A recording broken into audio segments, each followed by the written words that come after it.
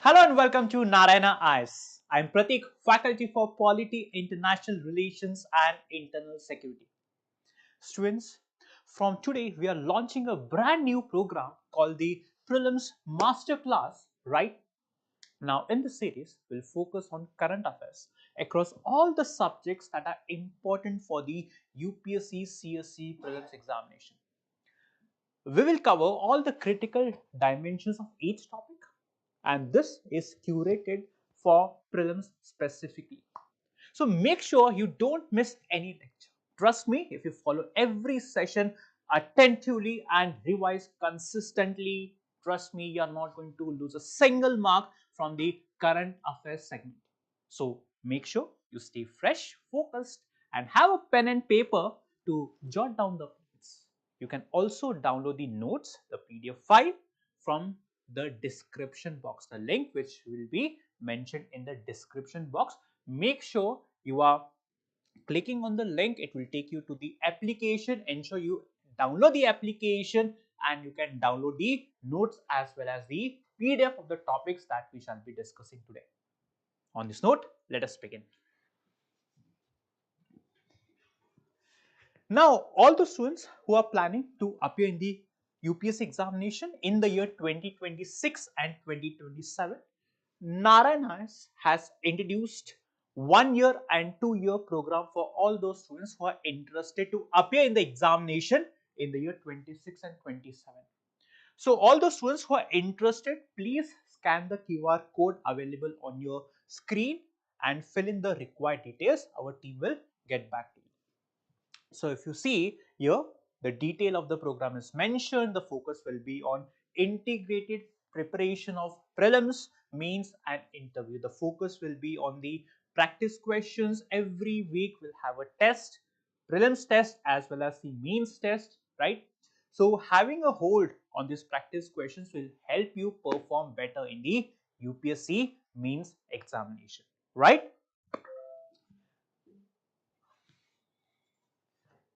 So let us begin with the polity current affairs. The syllabus mentioned is Prelims, Indian Polity and Governance, where we'll discuss the political system, the Panchayati Raj institution, about the constitution, the public policy, the rights mentioned in the Indian constitution. Now students, if you see here, you see topic wise distribution of questions. Now this helps you understand the most important topics in the prelims or from polity in the prelims. So if you see that questions on fundamental rights, fundamental duties, DPSP, that is directive principles of state policy, questions from the governance segment. Now in this governance segment, questions related to scheme, public policy, the government frames are often asked in the examination, right? Then you see the questions on parliament, the political system, the federal political system, unitary political system, the executive, the salient features of Indian constitution, on Indian judiciary, amendment to the Indian constitution. Now these are some of the most important topics of the examination for prelims as well as mains. It essentially means that you need to ensure that you cover each and every point from these topics. Make sure you are not leaving any point uncovered from these subjects, because questions from these chapters have often been asked in the examination, be it both prelims as well as mains. Now, number of polity questions per year. So if you see in the year 15, 14 questions were asked, 16, 11. In the year 70, the highest number of questions came from polity, which stands out at 29. Then in the year 18, 17, 13, which means roughly around 20 questions are asked every year from the polity segment, which explains the importance of this subject. Now, please remember, polity is not as difficult as, let's say, technical subjects like you have economy or let's say geography. And that's the reason students should ensure that they shouldn't lose a single mark from this subject. Yes, at times the questions can be difficult. That's the reason we have this comprehensive current affairs series where we discuss on each and every topic important for the prelims examination, right? Make sure the static portion is covered thoroughly so that not a single mark should be missed from this subject polity. Again, you see the number of questions and the difficulty level distribution, number of questions every year and the difficult, easy, medium and difficult questions. You can quickly have a glance on this slide and see the number of easy, medium and difficult questions, right? Key trends, as I told you, questions from these topics have been asked most in the UPSC Prelims examination, fundamental rights, duties, DPSP. Now, that does not mean that you have to ignore the other chapters. No, you shouldn't ignore the other topics in the Lakshmikant. You should ensure that each and every chapter from the static book, from the book, is covered thoroughly. Because you never know, UPSC may ask question from any chapter. Your task should be to ensure that you thoroughly go through each and every chapter and ensure that no chapter is left to be covered, right?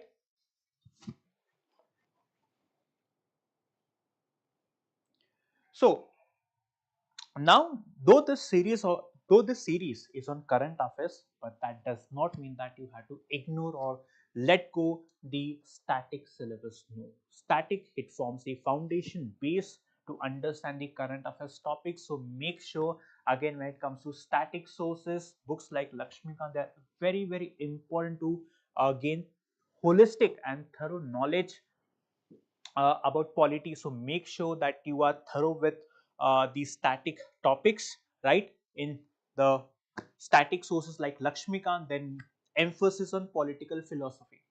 Now, concepts like constitutionalism, judicial review, now these type of political philosophy or philosophies are often asked in the examination. In order to ensure that you're in a position to get the questions correct, you have to go through the newspaper, because the political philosophies, right, is often mentioned in the newspaper. That's the reason reading newspaper is very important to ensure that no part of the current affairs is left. And this is the reason why we have started a separate program on the current affairs, right? And current affairs integration. Now, the topics that you get to read in the newspaper, they are actually linked to your static portion as well. For example, few months back, the issue surrounding Mahua Moitra was in the news. Why? Because of her case was referred to the ethics committee. Her case was referred to the ethics committee, and that's the reason ethics committee. Now, ethics committee, uh, if you understand this topic, this actually is a static topic, but it was asked or it was mentioned in the newspaper. So this is how you need to link your current affairs topic with these static topics. For example, now the issue surrounding speaker is often appearing in the newspaper. Why? Because the speaker is dealing decision when it comes to taking decisions on the anti-defection law. So here you need to know the anti-defection law, the power of the speaker under the anti-defection law. So this is how you link the topic mentioned, the current affairs, to that of the static. So let us start. So these are the topics of the day. These are the topics that we shall be discussing today, right? Starting from the martial law in Indian Constitution, then we'll discuss the pardoning powers of US and the Indian presidents. Now these topics were mentioned in the news. So what we have done is we have linked these topics with this static portion, and we also cover the current affairs associated with these topics, right? Then the Citizenship Amendment Rules, the act which was framed in the year 2019, the rules were framed only after 5 years, that is in the year 2024. So we'll discuss the difference between act and the rules. So we'll discuss the personality rights of celebrities, right? Now, then we have the Uniform Civil Code UCC Article 44 of DPSP. Then economically weaker section quota, sixth shield of the Indian Constitution. Then we have special provisions under Article 371. And then we have the minority education institution, which is a part of Article 30 of the Indian Constitution. So these are the topics that we shall be discussing today. Let us start with the first topic, and the title of the first topic is martial law. Now, why this topic? Like, what is the reason why are we discussing this topic?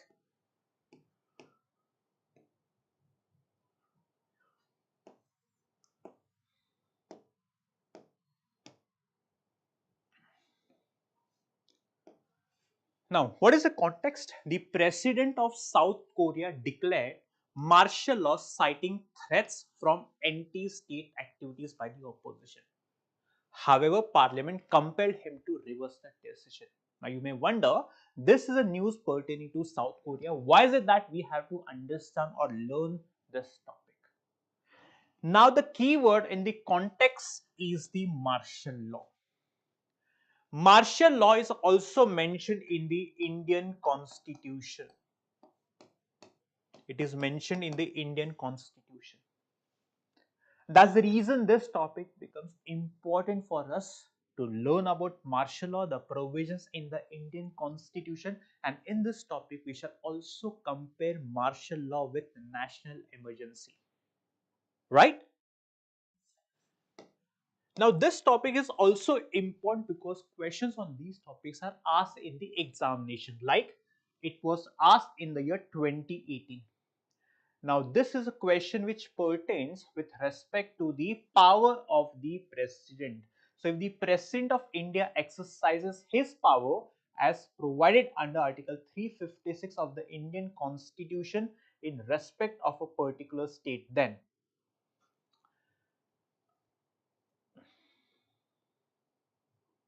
okay, so this question is again misplaced over here, but if you go through the UPSC previous year questions, then you'll get a number of questions from the chapter emergency.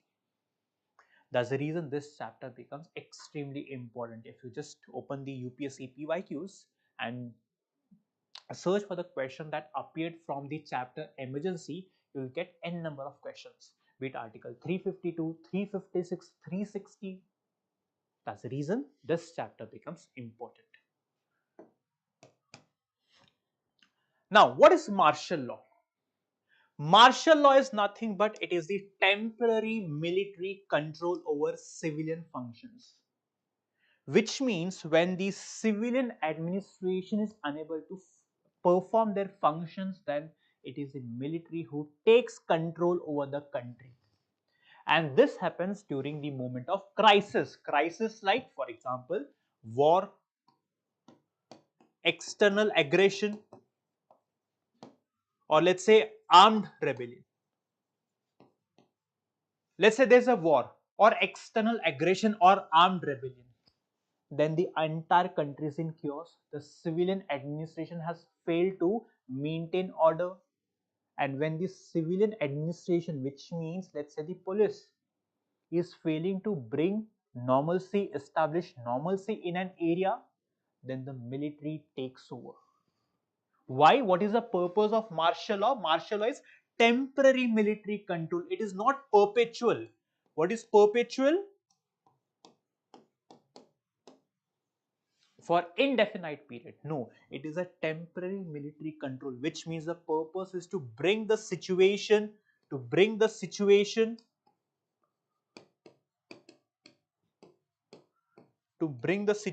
under control. Now, to bring the situation under control, please try to imagine that the police has failed to bring the situation under control. Now, the military has to take the power and ensure they bring the situation to normalcy, which means they need abnormal power. Abnormal power includes the power to arrest without a warrant, and at times the power to also kill a person if situation demands, the purpose being to bring normalcy or restore law and order. So civilian laws may be suspended, like fundamental rights may be suspended. You cannot enjoy fundamental rights during the application of martial law. invoked as a last resort, which means when the police has failed, when the central armed forces with the paramilitary forces have failed. So when both the police as well as the central armed forces, the CRPF forces, when these forces have failed to bring normalcy in a situation, only as a last option, martial law is imposed in a specific area or the entire country. I hope you understood the meaning of martial law. Now let us try to differentiate martial law from national emergency. Often students get confused between these terms. Let us try to clear out this confusion.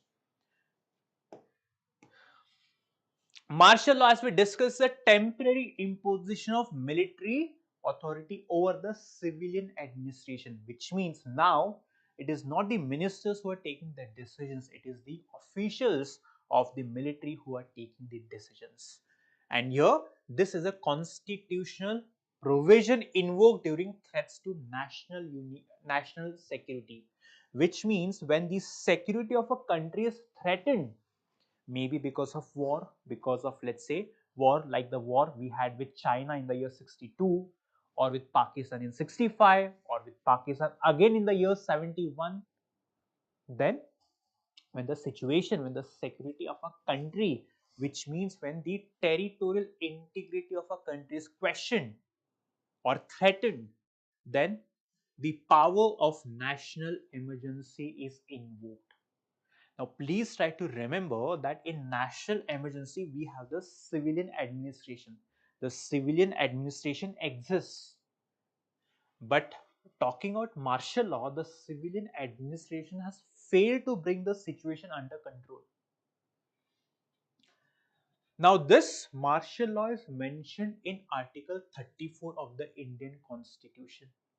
National emergency is mentioned in Article 352 of the Indian Constitution. The purpose to restore law and order, the purpose to safeguard the sovereignty, integrity and security of our country. Let's say tomorrow Pakistan attacks us and let's say they aim to conquer the state of Punjab. Now the territorial integrity of our country is threatened. During such times, India can invoke President's rule. Now, when national emergency, and when national emergency is imposed, Article 19, the 6 rights under Article 19, speech and expression, association, all the 6 rights under Article 19, they automatically get suspended. There is no need to pass an order to suspend Article 19. Now, national emergency once imposed will be applicable for 6 months. It can be extended for any length of time, but there has to be a periodic approval after every 6 months. So, national emergency can be continued for 10 years as well, but for that every 6 years there has 6 months, every 6 months there has to be approval from the parliament. Now, national emergency was imposed for the first time in the year 1962 when India fought a war against China. The second time national emergency was imposed was in the year 1971. Now, please remember that when this national emergency was in force, the second war that India fought was against Pakistan in the year 1965.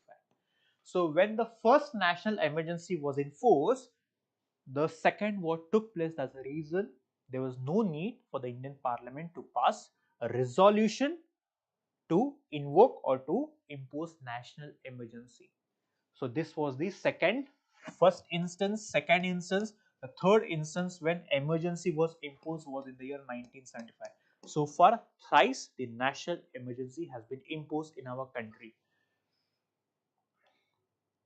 Now, as I told you, martial law, it can be typically short term until the situation normalizes. So I hope you understood the difference between martial law and the national emergency. Now, martial law is not explicitly defined in the Indian Constitution. Not explicitly, which means the process of how the martial law is to be imposed, the powers and the limitations, nothing of this sort is mentioned in the Indian Constitution. Like the provisions under Article 352, national emergency is mentioned in the Indian Constitution. No detailed process with respect to martial law is mentioned in the Indian Constitution. Alright. Now Article 34, right? Article 34 talks about martial law. It provides a legal framework for indemnifying actions taken during martial law, which means any action taken during the application of martial law, the government, the parliament has a power to protect a person, protect an official of the government of India or government of a state, right? Which means, let's say for example, during the application of martial law, an official of, let's say, the central government kills a person. Now, an official who has killed a person is protected under Article 34. Why? Because the official who actually took away the life of a person had to take, why? To bring the situation under control, to normalize the situation. Which means when the situation demands, when the situation arises where an official has to even kill a person, he is free to do that. Why? Because the ultimate objective is to bring the situation under control. And let's say if any person or let's say group of people are hindering the work of government, thereby to prevent the officials from establishing normalcy in a situation, then the officials have the right to even kill a person. Applied when martial law is declared or declared to restore order. The purpose is to restore law and order. So this is how Article 34 is mentioned in the Indian Constitution. Notwithstanding anything in the foregoing provisions of this part, Parliament may by law. So these are the terms very important for the examination. Parliament may by law. So who has the power to indemnify the government officials? It is the parliament. By law, indemnify, which means to protect any person in the service of the union or of state or any other person in respect of any act done by him in connection with the maintenance or restoration of order in any area, which means it can be throughout the country or a specific area within the territory of India where martial law was in force, or validate any sentence passed, punishment inflicted, forfeiture ordered, or other act done under martial law in such area. The essence of this article is to say that Parliament has the power to indemnify, protect an official who has, let's say, killed a person. Why? To restore normalcy, and such a person is protected.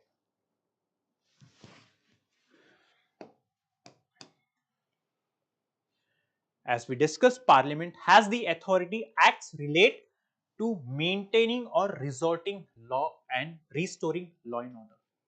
Which means only when an official is doing an act like killing a person, why? The situation, the purpose being to restore law and order or normalcy. In such a situation, only the official is protected. Martial law in force in the area, which means wherever an official is taking an action, that area should be under martial law. Restrictions on fundamental rights, we have already discussed. Martial law lacks explicit, like the way national emergency 352, 356, 360 detailed provisions have been mentioned in the Indian Constitution, right? Martial law lacks such, or it lacks explicit procedural guidance like mentioned 352, 356 and 360. I hope you understood this topic. Yeah, another point. Now here we'll try to understand about AFSPA. AFSPA stands for Armed Forces Special Powers.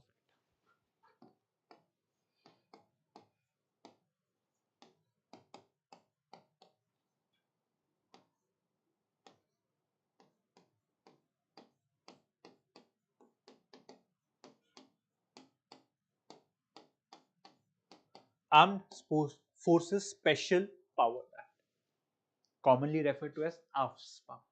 Now, AFSPA is similar to martial law. AFSPA is similar to martial law. Now, please remember, martial law so far has not been imposed in our country. A very important point for your prelims examination. Martial law has not been imposed in our country, right?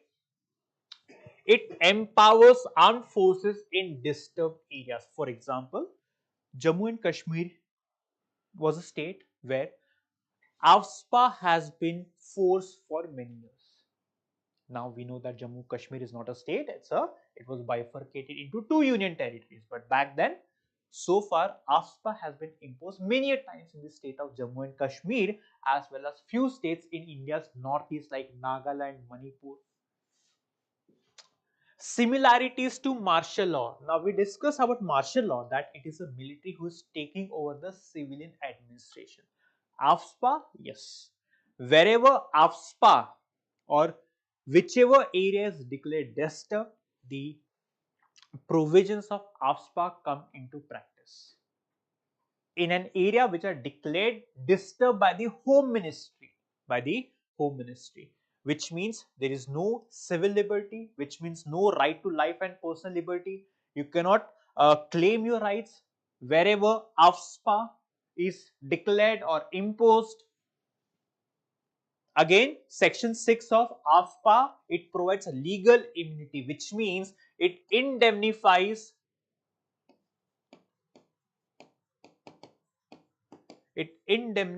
the government officials for any act done during the application of AFSPA or martial law. So AFSPA is similar to martial law. So please remember this point. So I hope you understood the first topic, right? We discussed each and every important dimension from the point of, prelims. I hope here you have understood the first topic, right? Now let us move on to the second topic of the day. The context of the second topic is US President Joe Biden recently granted a full and unconditional pardon to his son Hunter Biden, who was facing sentencing in two cases. Let's forget about the case. Again, you may wonder, the question is not related to India, so why do we need to study this topic? Why? Because a keyword which is very important in this topic is pardon. Now, the president of India has also got the pardoning power.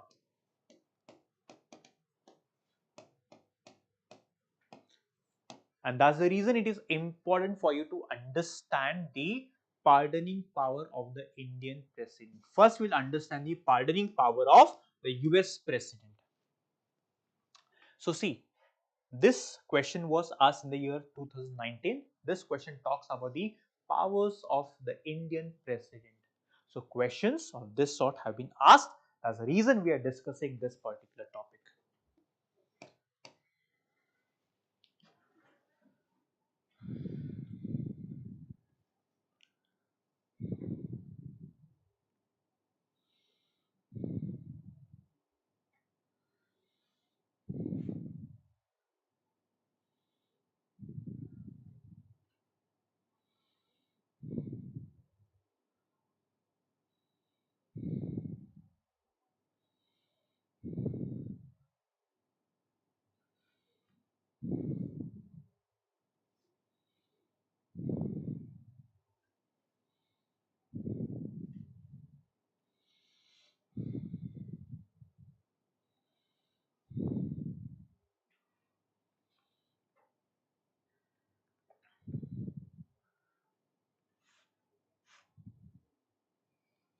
Okay.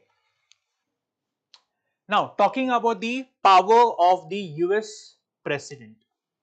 US president's power of pardon. Now, please remember, under Article 2, Section 2, Clause 1 of the US Constitution, now the article section is not important to remember.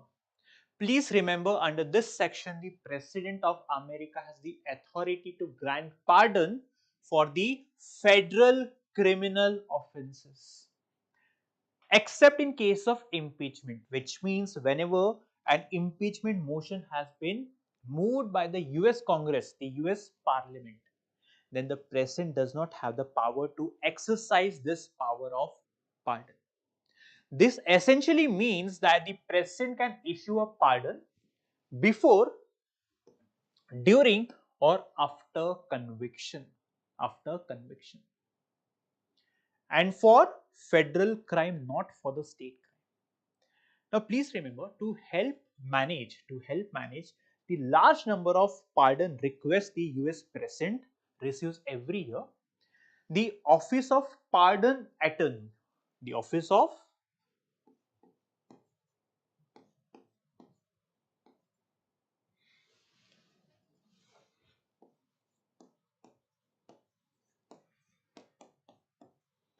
this is the office in the Department of Justice. In the Department of Justice, this is the Power Attorney Office in the Department of Justice. Now, this office, it actually assists the President, which means this office, the Power Attorney Office, it reviews petition and it also conducts the Federal Bureau of Investigation background checks. And once this office reviews it, it gives recommendation to the President. Now, please remember, this recommendation is not binding. Why? Because the President has a final say, which means the President can also go against the recommendation given by the Office of Power Attorney. But again, the power is not, there are limitations to this power on, there are limitations on the President's power to pardon. Now, again, according to Article 2 of the US Constitution, the President's power has some limits. And which are the limitation? Now, first limitation is that the pardoning power is only applicable to offenses against the US. We are discussing the limitations, right? Offenses against the US. It is only applicable to offenses against the US, which means that the federal crimes, federal which means the crimes happening as per the union laws, and those investigated by agencies like the Federal Bureau of Investigation, and also applicable across multiple states. So, first limitation is that it is only applicable to offenses which goes against the United States of America and those investigated by the FBI. The second limitation is the President cannot pardon crimes under the state laws. Now, just like India, the American Constitution has also adopted the federal political system, which means the federal law have got their own powers, the state law, they have their own powers. Now, the President of USA, they cannot issue pardon for the state laws, for the violation of state laws. This is another important limitation. The third important limitation is the President cannot issue pardon when it comes to impeachment. What is impeachment? Impeachment is a process through which the American President is removed, right? Now, which essentially means that there is also a implied limitation. And what is the implied limitation of this provision? A federal crime must occur first before a pardon can be granted. The crime has to occur first. However, once the crime happens, the President can pardon the offender at any stage, even before the charges are filed, or while the case is ongoing, or after conviction or sentencing. So, these are the limitations on the power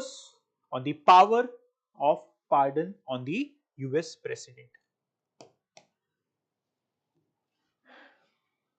The Indian President's power of pardon. Now we'll discuss the Indian President's power of pardon under Article 72. So Article 72 becomes extremely important for your prelims examination, right? Now, under Article 72, the President of India has the power to grant pardon, reprieve, respite, remission, suspension, commutation. Don't worry, we are going to understand the meaning of each and every term. So, the President has the power to grant pardon. These are the different terminologies used under the power of President, right? Now, this power applies in three specific cases. One, when the punishment is given by a court martial. When the punishment is given by a court martial. Second, when the offense is under any law that comes under a law made by the parliament, that is, it falls under the union's executive power. And third, in all the cases, the sentence should be the sentence or death sentence. In all the cases where the sentence is a death sentence. These are three specific cases. Now friends, let us try to understand the meaning of each and every term. First is pardon. Now what do we mean by pardon? What does it mean? Which means a person is completely forgiven for the crime. And what is the effect? The punishment is removed and the person is treated like a normal citizen. Let's say if a person kills and the president pardons that person, which means it is assumed the person has not committed any crime, he will be treated like a normal citizen as if they were never punished or convicted. This is what we understand by the term pardon. Second is commute. It essentially means that this type of punishment is changed to less severe one. Example, from rigorous imprisonment, which is also referred to as hard labor, to simple imprisonment. Now you may wonder what is rigorous imprisonment and how it is different from simple imprisonment. Now please remember that rigorous imprisonment means the person is sent to jail and also made to do hard physical work like farming or working in a workshop. It is given for serious crimes like murder or robbery. On the other hand, simple imprisonment means the person is only kept in jail but not made to do any hard work. It is given for less serious crimes like creating public trouble or minor theft. So the main difference between rigorous and simple is that rigorous imprisonment includes hard work while simple imprisonment does not include hard work. I hope you understand the difference. Now we'll discuss the meaning of remission. What one understands by the term remission. It essentially means the duration of punishment is reduced, but the nature type of punishment remains the same. For example, a 30-year prison sentence is reduced to 20 years, but the nature of punishment, which is the rigorous imprisonment, remains the same. This is what we understand. The period is reduced, but the nature of punishment remains. This is what we understand by the term remission. Then what is reprieve? It essentially means it's a temporary delay in carrying out the sentence. The punishment has been given. Now there's a delay in giving the punishment. This is commonly used for death sentence cases. It actually gives a person the time to prove innocence or seek the help of or seek legal help. This is what we understand by the term reprieve. Let's say a person has been awarded death sentence. In order to delay the punishment, this is an option where a convicted person can opt in order to delay the punishment so that he can take legal help. And the last term is respite, which essentially means the severity of punishment is reduced based on special circumstances. Let's say a person has been awarded rigorous imprisonment because of a specific or special circumstance, the punishment is reduced. For let's say because of pregnancy, or let's say because of old age, or let's say because of serious illness, now here the severity of punishment is reduced. This is what we understand by the term respite. I hope you understood all these key terms, right? Now let us try to understand what the Supreme Court has to say with respect to with respect to the pardoning power of the president. Now, in the Maruram versus Union of India case 1980, right? The Supreme Court stated the president must act. The president must act on the advice of the Council of Ministers, which means this is not a discretionary power of the president. The court also said that it will review the use of this power, which essentially means that the power of president to pardon is subject to judicial review. Especially this power of judicial review will be exercised if the court finds out that the decision is irrational, irrelevant, or let's say was made in bad faith. I hope you understood the pardoning power of the president. Now we'll understand the governance pardoning power. Now please remember that the governor too can grant pardon, reprieve, right? He can respite or remissions of punishment, right? Now here you need to remember, just like President of India has the power to pardon a person, a convicted person against a crime made as per the union law, similarly the governor has the power to pardon a person who has committed a mistake or who has violated a law under the state, right? So this is the pardoning power of the governor, right?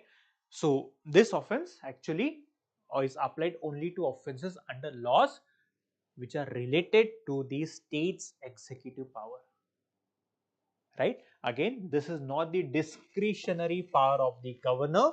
The governor has to act as per the advice of the Council of Ministers in that particular state.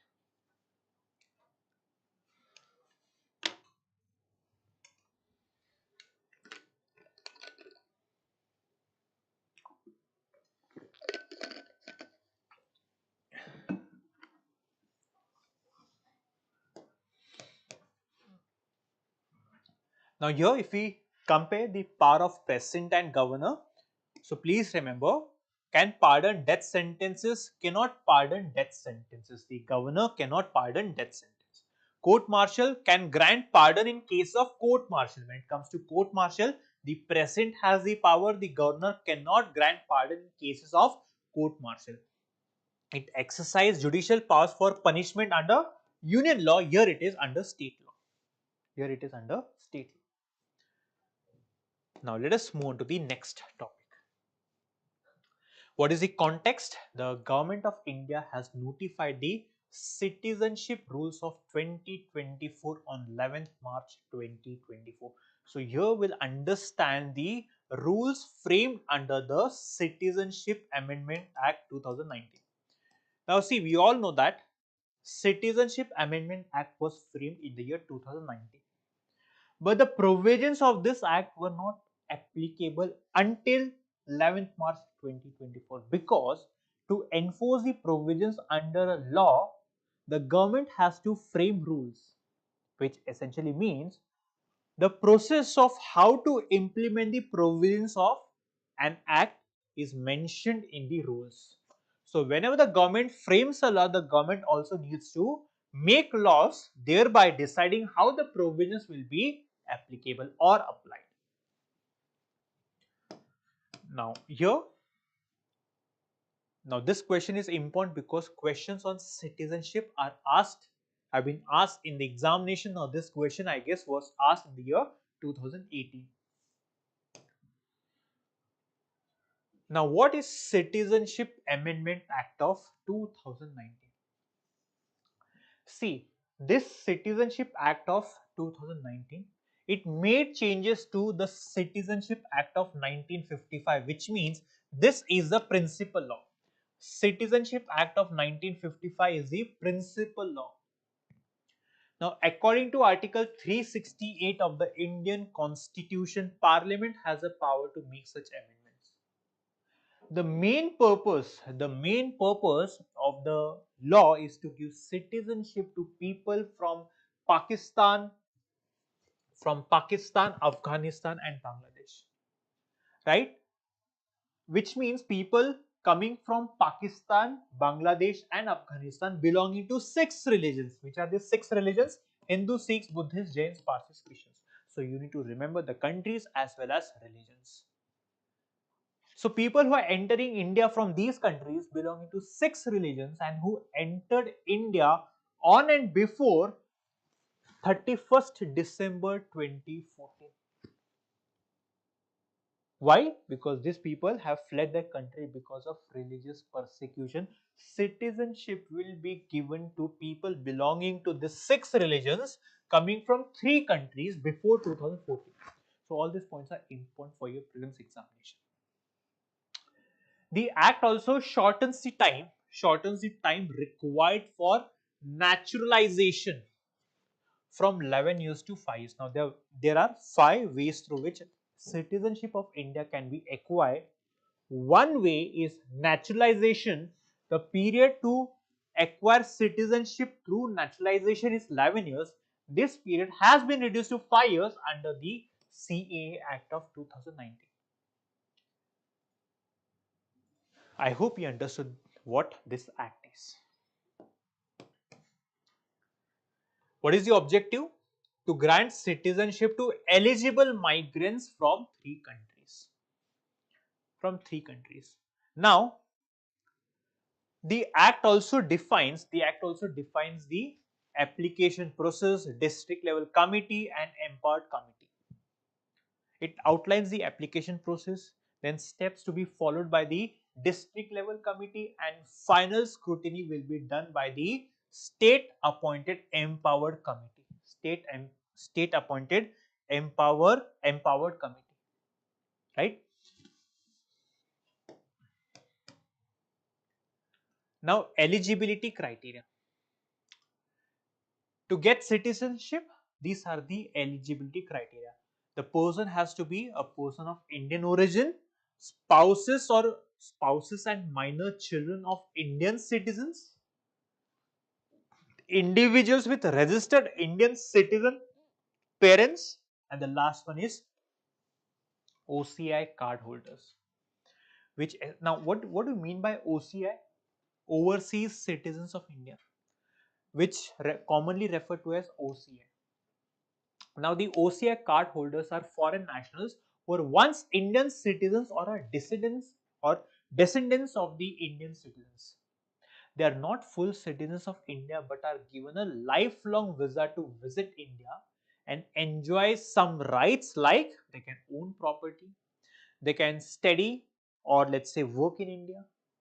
However, people having OCI card cannot vote. They cannot hold a government job or buy agricultural land. But they can acquire Indian citizenship. So this is the eligibility criteria. Now, these are the exemptions from CAA, which means the people will be migrating from 3 countries belonging to 6 religions. They cannot enter the protected areas in Assam, Meghalaya, and Tripura. Now, these are the regions or these are the states under 6th schedule of the Indian Constitution. The 6th schedule of the Indian Constitution, it protects the tribal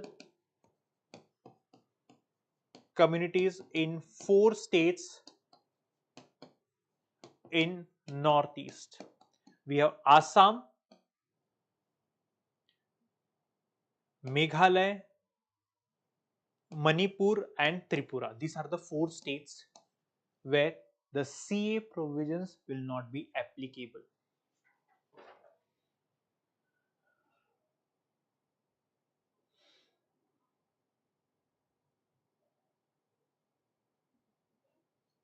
Yes. Now the ILP, inner line permit.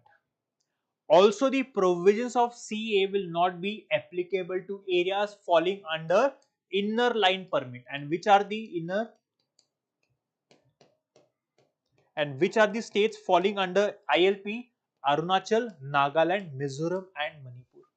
These are the states falling under inner line permit, which means you need to seek permission to enter restricted areas in these 4 states. There are some restricted areas in these 4 states, and in order to visit those places, you need to obtain a permission from the government of that particular state. So I hope you understood the exemptions.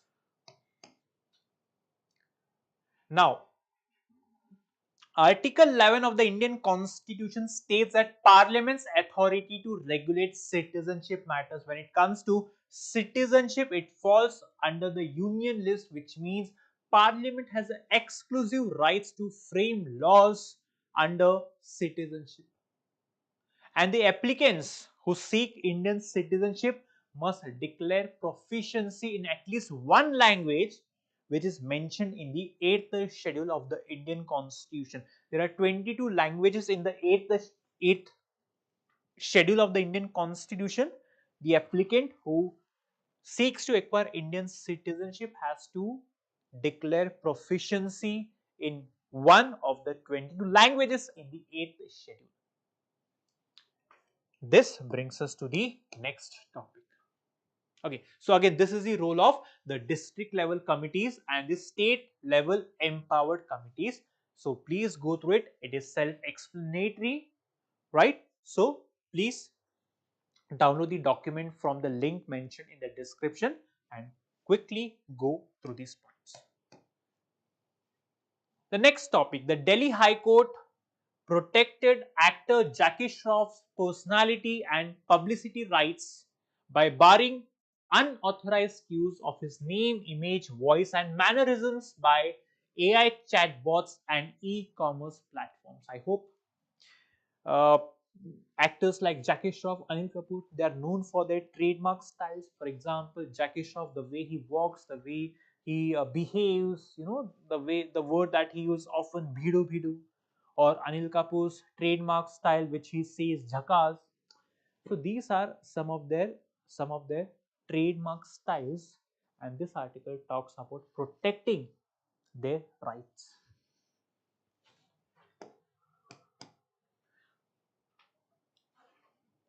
Now, question on rights are often asked in the UPSC examination, like it was asked in the year 2017. So, such topics are important because they explain the importance of rights.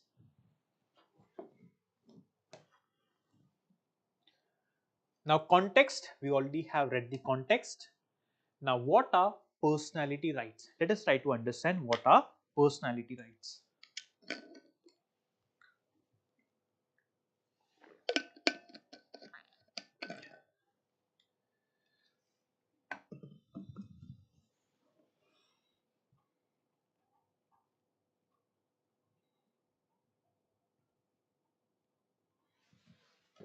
Now, what are personality rights?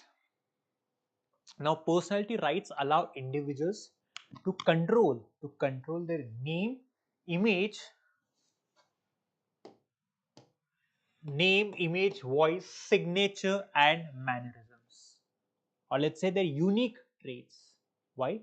Because their name, image, right? The name, image, voice of famous personalities are used for commercial purposes.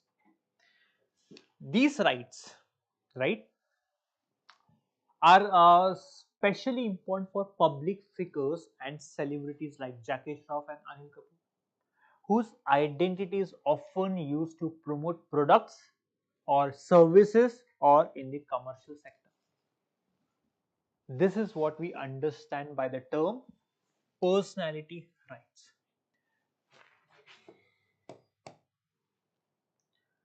Now, please try to understand the difference between right to privacy and right of publicity. Right to privacy, it protects an individual's personal space, right? Personal data and control over their private information, the images, the data, or the records.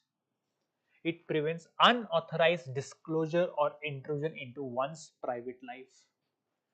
right? Which means the government cannot disclose your personal information or keep it in the public platform. No, no one can do it. So this right to privacy is considered as fundamental rights in the famous Justice case Puttaswamy versus Union of India. In this case of 2017, right to privacy was declared as a fundamental right, which means if your rights are violated, you can approach the judiciary. This is what we understand by the term right to privacy. Then we have right of publicity, which grants individuals control over the commercial use of their identity. Grants individuals control over the commercial use of their identity. Allows celebrities like Jackie Shroff and Anil Kapoor to monetize their persona, which means they can charge a fee from the companies who would like to use their name, voice or persona to market their products. So this is a right these celebrities have, and they can also monetize, levy a fee from the companies.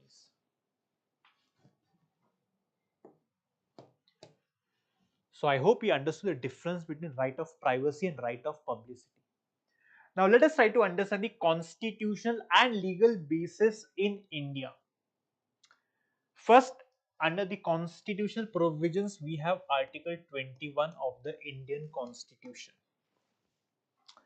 Now, Article 21 of the Indian Constitution refers to right to privacy, which means right to privacy is a part of Article 21, which talks about right to life and personal liberty.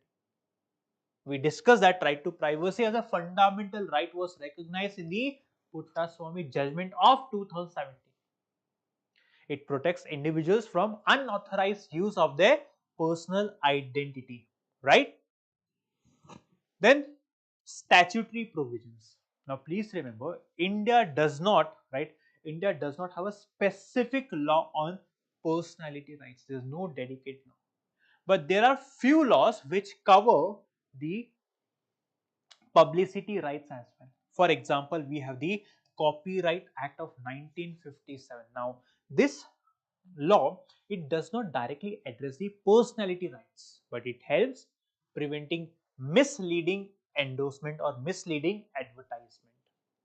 For example, using a celebrity's name or image without his or her consent, right, to promote a product may be treated as misrepresentation. Then we have the Trademark Act 1999, especially the Section 14. Right now, this section prohibits the unauthorized use of someone's name for commercial purposes. The celebrities can also register their name and likeness, right, as a trademark under the Trademark Act of 1999. So these are some laws. Now India does not have a dedicated law to cover personality rights, but these are the laws that India has that covers the personality rights as well. And what the judiciary has to say about the personality rights?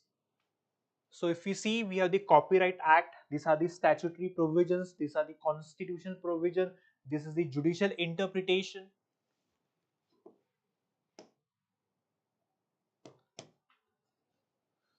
Now, let us discuss the judicial recognition of personality rights. First, the Krishna Kishore Singh versus Sarla Saraugi in the year 2021. Now, in this case of 2021, the Supreme Court held that the right of publicity, right of publicity is separate from right to privacy. This is, I hope we understood the difference between right to publicity and privacy. It said that the public figures, who the Supreme Court said that the public figures have the right over their image, voice, which can be inherited as well as transferred. So this talks about the rights of the personalities. The second case deals with the Arun Jaitley versus Network Solution Private Limited. This case pertains, or this was a judgment given in the year 2011. Now the Delhi High Court in the year 2011, it recognized that personality rights apply in the digital space. It ruled that using a person's identity online without permission, it violates the right of that personality. Then in the year 2010, in the DM Entertainment versus Baby Gift House, the Supreme Court, right? The Delhi High Court, sorry. The Delhi High Court protected singer Daler Mehendi's identity when it was used in toys without his approval. The court supported his right to control the commercial use of his personality. Then we have the Jackie Shroff case of the year 2024. Now, the Delhi High Court stopped the misuse of Jackie Shroff's name, his image, voice, and mannerisms by the AI chatbots and online platforms. It also extended protection against the AI generated imitations of his persona. So, these are the judicial interpretation which protects the personality rights of celebrities. The next topic.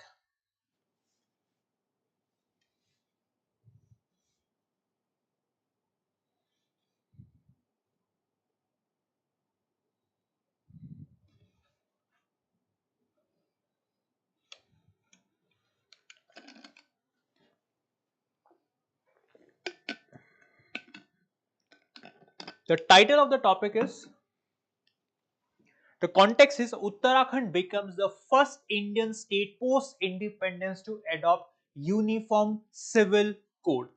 So in this article we shall understand what exactly is uniform civil code. Now, which one of the following categories of fundamental rights incorporates protection against untouchability as a form of discrimination? Though this question is not directly related with the topic, but questions surrounding the topic fundamental rights DPSP are asked in the examination. Now, Uniform Civil Code pertains to Article 44 of the Indian Constitution, which is a part of directive principles of state policy. So, first and foremost, we'll understand what exactly is Uniform Civil Code. Now, what is Uniform Civil Code? The UCC, it refers to a proposal to replace personal laws. Now, these personal laws are based on the religious customs, traditions. So, the personal laws are getting replaced with a common set of laws that apply equally to each and every citizen. When I talk about the personal laws, these personal laws, they deal with issues such as marriage, divorce, inheritance, adoption, and as well as maintenance. So it covers personal loss or personal space area. Now, what is the goal of UCC? The goal of UCC is to create a single consistent legal system for all communities. Does not matter which religion or community you belong to, the laws will be applicable when it comes to these areas, these matters. It will be applicable to each and every Indian citizen, regardless of your religion, caste, doesn't matter. As of now, the laws for marriage, divorce, inheritance, adoption, and maintenance vary religion to religion. It's not one. For example, let's say whenever there's a divorce in Hindu family, Hindu community, Muslim community, the laws are applicable for people belonging to different religions. As I told you, Article 44 of the Directive Principles of State Policy deals with UCC. And what is Article 44? Article 44 states that the state shall work towards to secure for the citizens a uniform civil code throughout the territory of India. Which means the constitution makers wanted the future parliamentarians to make a law which should be uniform across our country. The essence of this article is to not give too much of importance to the religious laws governing important areas such as marriage, divorce, inheritance, maintenance, because these areas involve the rights of individuals as well. I hope you understood what is Uniform Civil Code. Now, if you see the evolution of UCC in India, the idea of UCC was influenced by similar codes drafted in the European countries in the 19th and 20th century. The concept of UCC is coming from the European, the Western countries from the 19th and the 20th century. The French Code of 1804 had eradicated all forms of customary or statutory laws.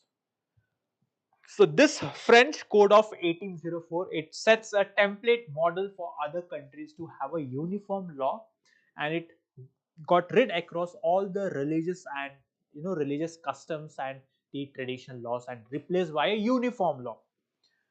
Now the Lex Loci report of 1840 emphasized the importance and necessity of uniformity in the codification of the Indian law. Now here we are talking about the codification of the Indian law.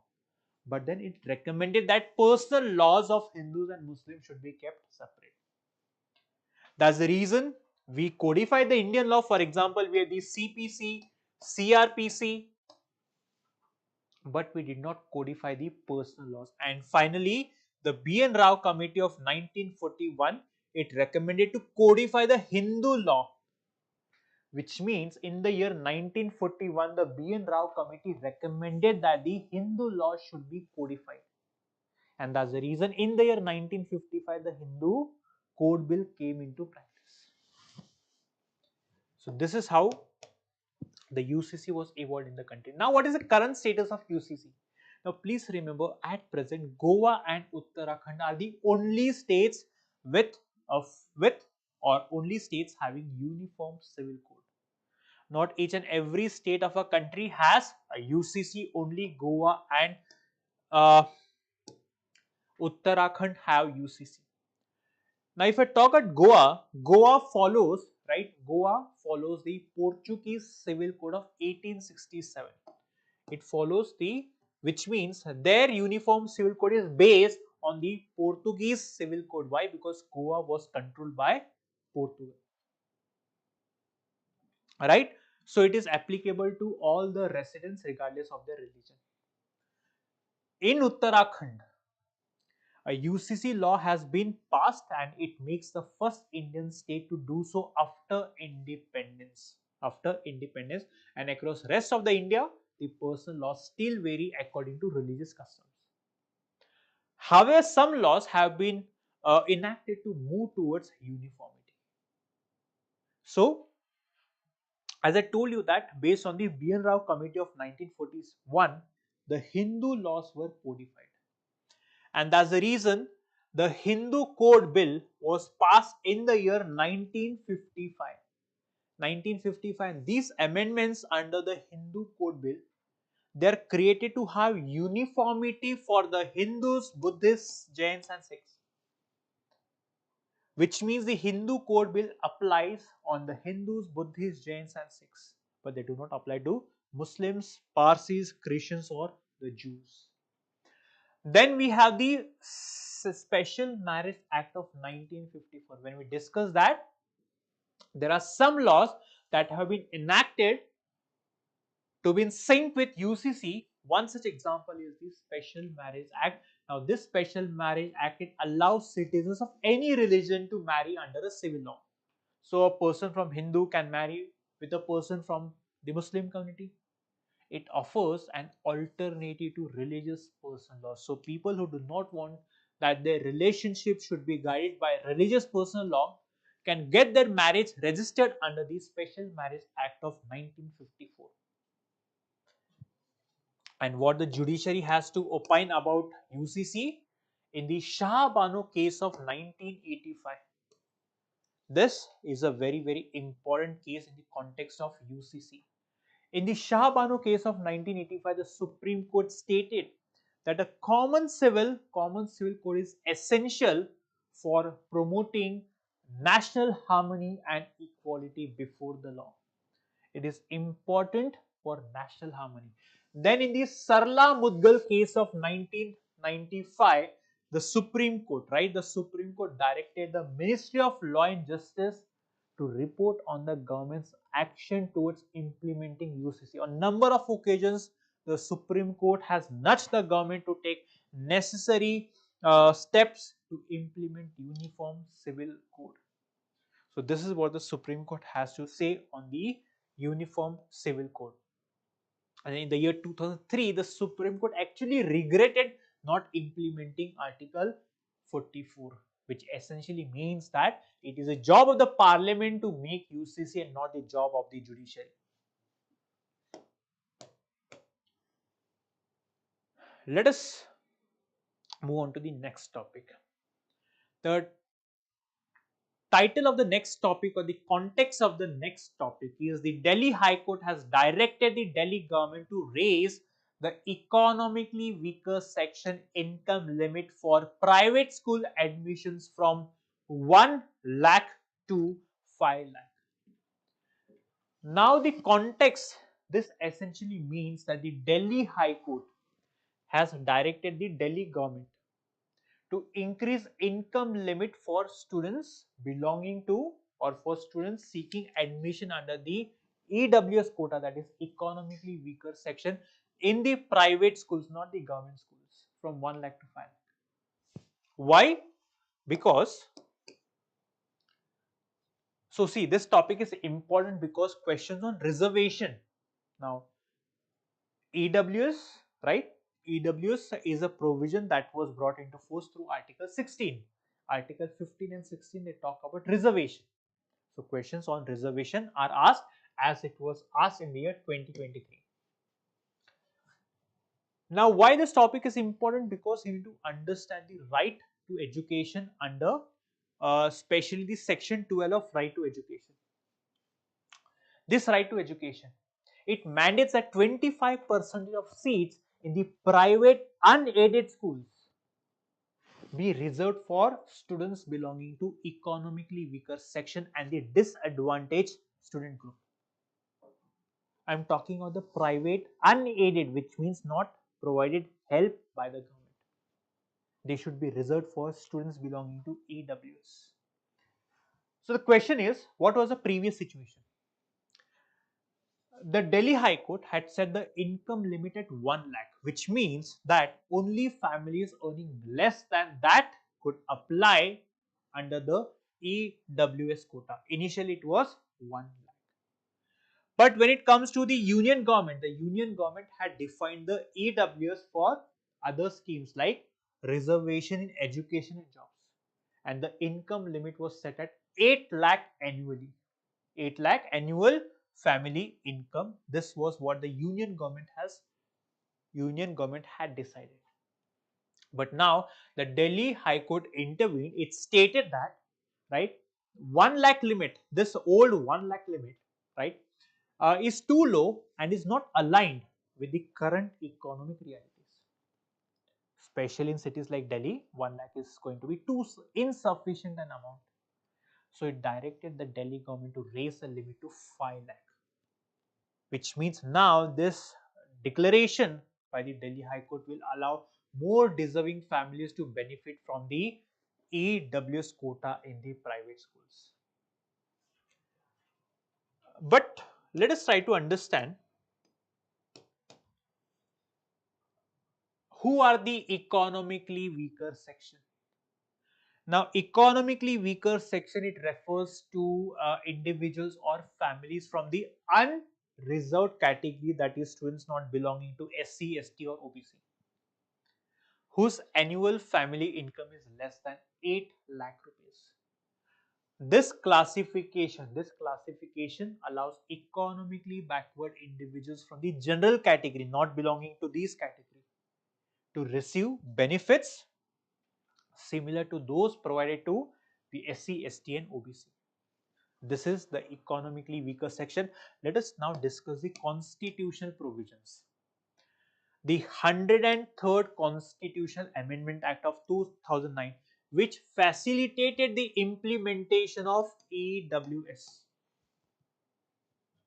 Right, the 103rd Amendment Act, it added Article 15 Clause 6 and 16 Clause 6 to the Indian Constitution, which allows the government to provide reservation up to 10% in education and government jobs for individuals belonging to the AWS category, which means individuals not belonging to SC, ST or OBC.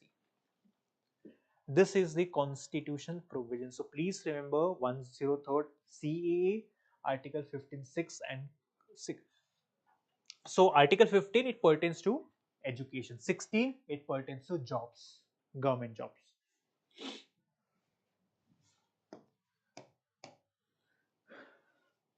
So 15, 16, so I just explained, it prohibits discrimination based on religion, caste, sex, right?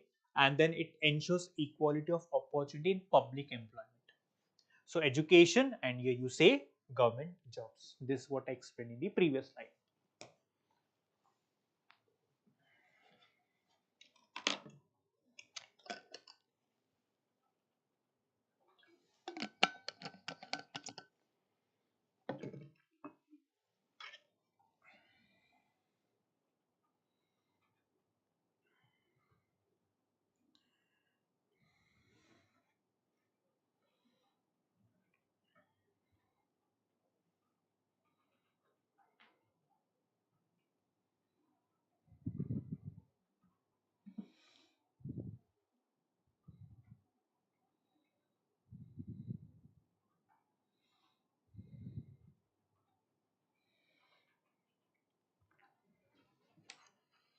Now the next topic, the context being ongoing demand for greater autonomy for Ladakh by seeking its inclusion under the 6th schedule. So in this article, we shall be understanding about the 6th schedule of the Indian Constitution. So question on 5th and the 6th schedule have often been asked in the examination as it was asked in the year 2015. So let us know more about the 6th schedule. Now the 6th schedule, in one of the topics we discussed what is 6th schedule. So it deals with governance and administration of tribal areas in 4 northeastern states. And which are the 4 northeastern states? It is Assam, Meghalaya, Tripura and Mizoram. Assam, Meghalaya, Tripura and Mizoram. So the purpose of 6th schedule is to protect the rights and culture of the tribal communities living in these 4 states. And the protection given to the tribal communities come from Article 244 and Article 275. Here we are discussing the constitutional basis. Please remember the 6th schedule of the Indian Constitution was introduced in the year 1949 on the recommendation of the Bardoloi Committee. So these terms are important, and this recommendation was pertaining to grant a degree of autonomy to the tribal regions in the northeast. Why? Because the tribal regions, their way of life is very different from the mainstream society. Until the tribal societies, they are brought into the mainstream society, a degree of autonomy is essential as was recommended by the Bardoloi Committee, and so 6th schedule was introduced. The objective was to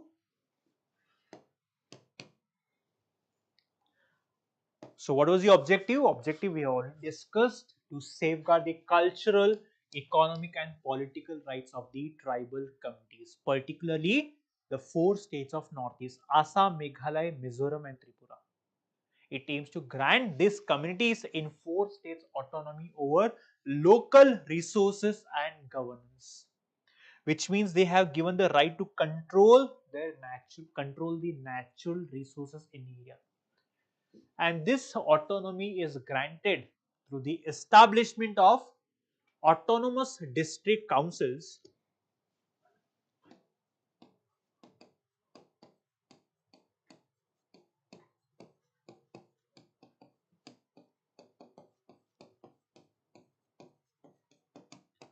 Autonomous district councils, now these ADCs are empowered to make laws on subjects.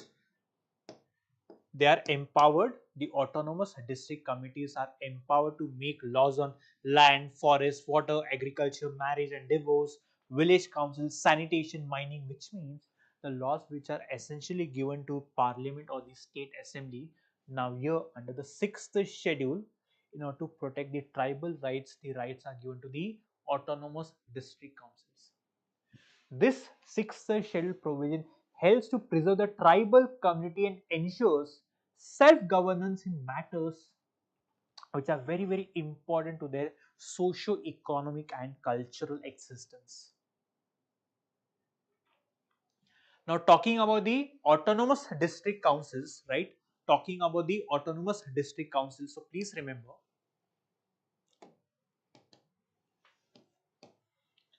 now when it comes to autonomous district councils, right?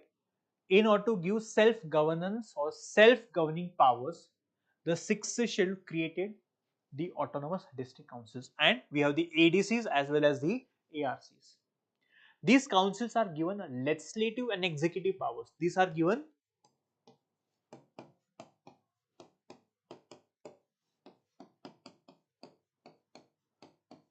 the power to make laws as well as execute. Why? So as to maintain the local tribal affairs. The ADCs, the autonomous district councils, right? It has members up to 30 members. A maximum of 4 members are nominated by the governor, and the rest are, so 26 are elected, 4 are nominated. The term of each member is kitna? 5 years. The term of each council is 5 years. The council can make laws on subjects like land, forest. I hope you understood about the ADCs as well as the autonomous regional council. Now here in this context, let us try to discuss the power of the governor. Now please remember the governor of respective state, that is 4 states, Assam, Meghalaya, Mizoram and Tripura, they have significant powers under this schedule. Which power? One, they can, they have the power to change or alter the boundaries of tribal areas. Alter the ADC boundaries, alter the areas of the tribal areas. They can also combine 2 or more autonomous districts into one. They can combine, they can also split. They can also rename or reorganize autonomous regions. And please remember, importantly, right, these changes do not require a separate law by the state legislature. It gives the flexibility to the governor to manage the tribal regions efficiently.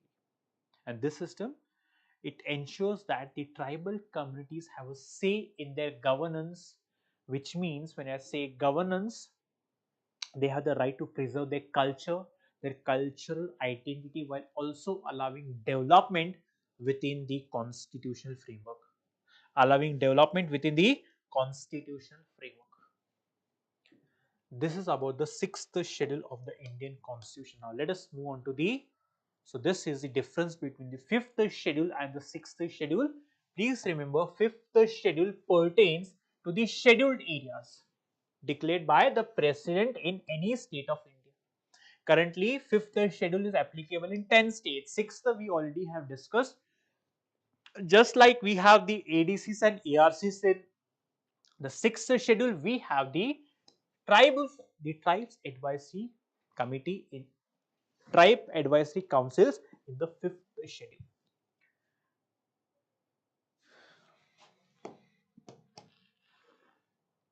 The next question, the next topic, context being, amid protests in Ladakh, the center is considering implementing protection similar to Article 371 for the UT of Ladakh. Now, first and foremost, it is important to understand what is, question. This actually question pertains to the federal characteristic.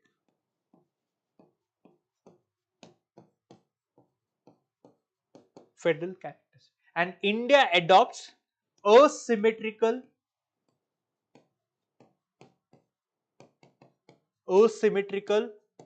federal model, which means not each and every state is treated similarly, which means based on the situation, based on the geographical, based on the political situation, the states are treated differently. Like we had Article 370 for the state of Jammu and Kashmir. Now, uh, people often have thought that Jammu Kashmir was the only state to have special provision. Wrong. There are many states that have the same provision as like Jammu and Kashmir, like we discussed in Article 371 of the Indian Constitution. So question on the federal model have been asked in the examination as it was asked in the year 2020. Now what is Article 371 of the Indian Constitution? Let us try to understand.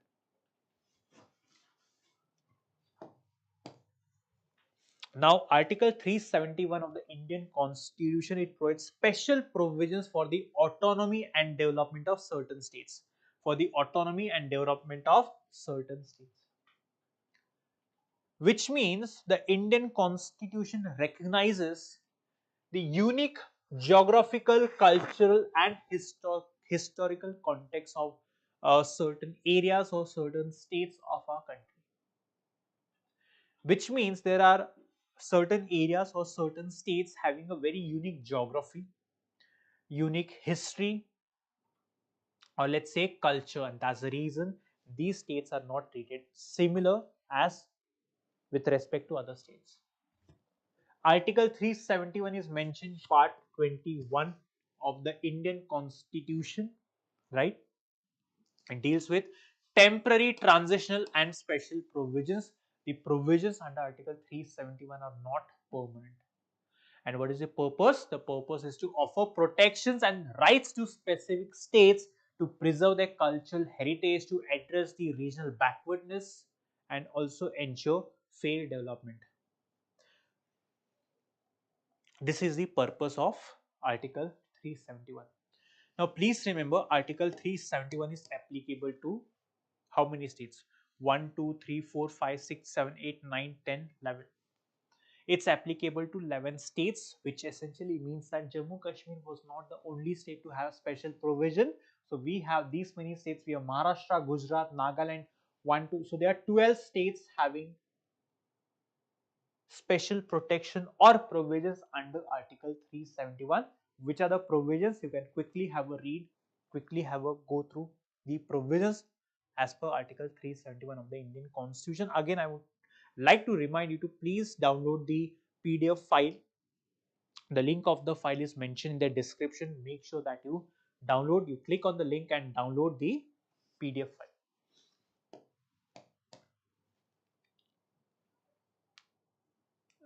The last topic of the day, the context being a 7-judge bench in a 4:3 verdict overturned the S. Aziz Bhasha versus Union of India verdict. It allows the Aligarh Muslim University to claim minority institution status despite being established by statute, that is law. Now,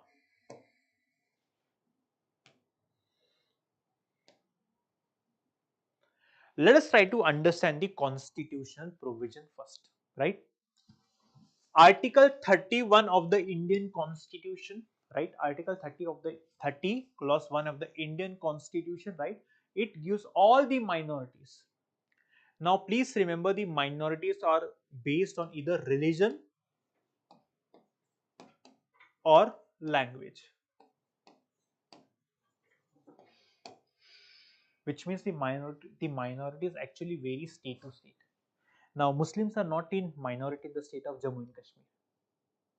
Now, the minorities of a country have the right to set up and manage educational institutions of their choice as per Article 30 clause 1 of the Indian Constitution. The minorities, the religious or linguistic minorities, have the right to establish education institution. Then under Article 30 clause 1A, right, it states that if the government acquires property of such institutions managed by the minorities, it must provide proper compensation. It must provide proper compensation.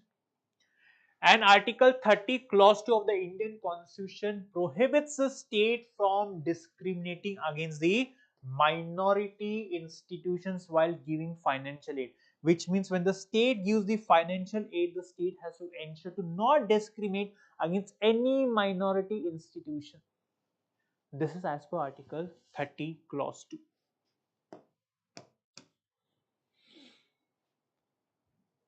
Now, in the Malankara Syrian Catholic College versus T. Jose and others case of 2007, Please remember the Supreme Court, right? The Supreme Court outlined the rights of the minority institutions. Which are the rights? One, the minority institution, they can choose their own managing body trusted by the institution's founders. Autonomy given to choose the governing body. Then they can admit eligible students of their choice and set a reasonable fee structure. Select students, they can select the students of their religion and fix a reasonable fee structure. There is autonomy in this regard. They can also admit eligible students of their choice. Yeah, this discussed. The third is with respect to reservation. Now they are allowed to reserve up to 50% reservation of seats for students belonging to their own community. Then they also have full autonomy, full freedom to appoint teachers without following standard government procedures. But it is important to mention that the selection process has to be fair and transparent. The last, if an institution is set up through a trust or let's say endowment and managed by a state, it can provide religious education under Article 28. It can impart religious education when if an institution is set up through a trust or endowment, and if it is managed by a state, then it can also provide religious education.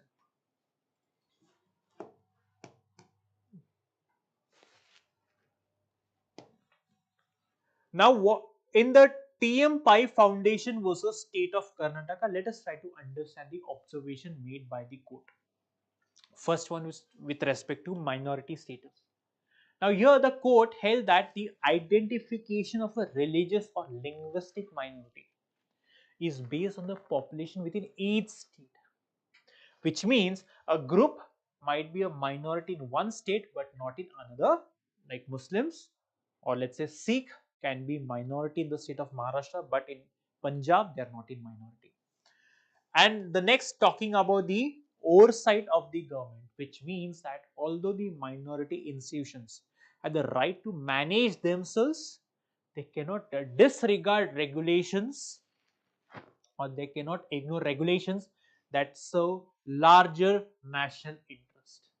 They have the right to remain autonomous, but they cannot violate the provisions which actually goes against the national interest, because the national interest is paramount over the religious interest. So this is what the Supreme Court had to say with respect to the minority education institutions. So students, today we have discussed 9 topics. I hope you understood each and every topic. If you haven't understood any point or you require clarity over any point, then I request you to please ask the questions in the comment section. I'll be more than pleased to answer the questions that you may ask in the comment section. So the remaining topics, now this series on polity current affairs will be going on for the next 9 to 10 days. Make sure that you listen to each and every chapter, make the notes, take down the notes, and ensure you also revise it. For the sake of revision, I am providing the notes of this topics that we have discussed in the description. Please open the description and read the topics that we have discussed for the sake of revision. On this note, I'll call it a wrap. Thank you so much for watching.